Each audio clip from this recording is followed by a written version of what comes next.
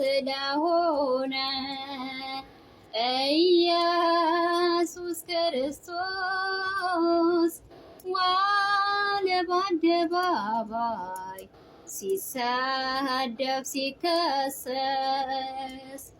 የሐሰት ዳኝነት አምላክን ወቀሰው። ሕይወት ሰጠን እንጂ ጥፋቱ ምንድነው? ምሕረት ሰጠን እንጂ በደሉ ምንድነው?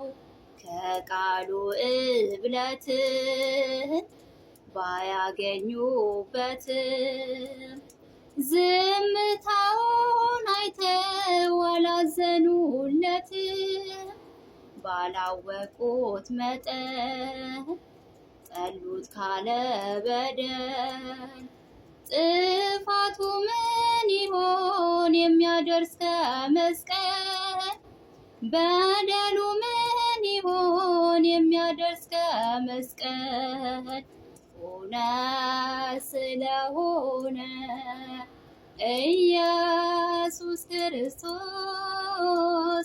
ዋለ በአደባባይ ሲሰደብ ሲከሰስ የሐሰት ዳኝነት አምላክን ወቀሰው።